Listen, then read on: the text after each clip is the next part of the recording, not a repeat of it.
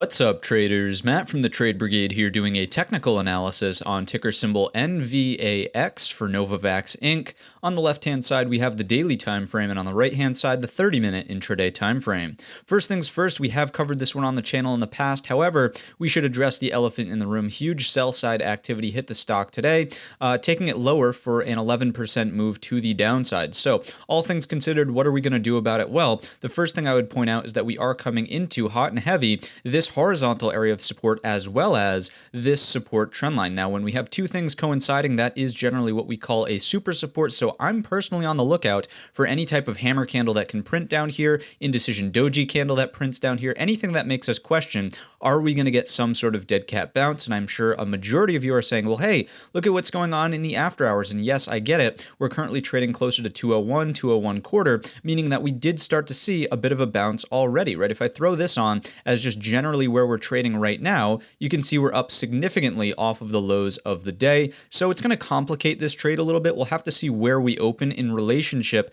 to this sell-off, quite frankly, here, as well as this support zone down here closer to that 188 area. We'll just call it for round number's sake. If we can continue into tomorrow's session, meaning continue this bounce here, the obvious target would be the scene of the crime, aka where we started flushing from in the first place here at 214.66. That would be my first target. So an example of how this might actually unfold would be if we open up in here and we start printing small bodied candles, right? So indecision doji, hammer candles, some sort of opening range, and we take out that opening range to the upside, that's your move into this at 214.66. If we take out the low end, obviously it's look out below and reevaluate when and if we get down to that 188 area of super support from our daily time frame chart.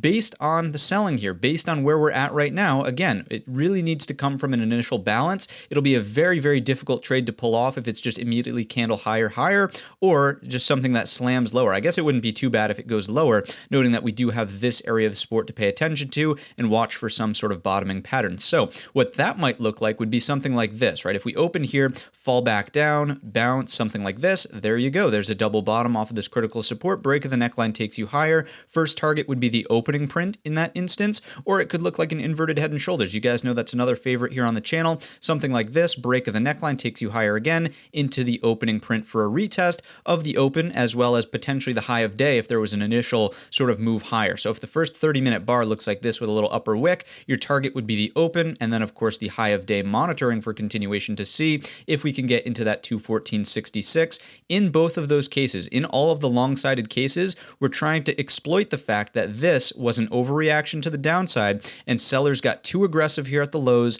not really understanding that we were coming into a horizontal area of support. So that's the upside case here inside of Novavax.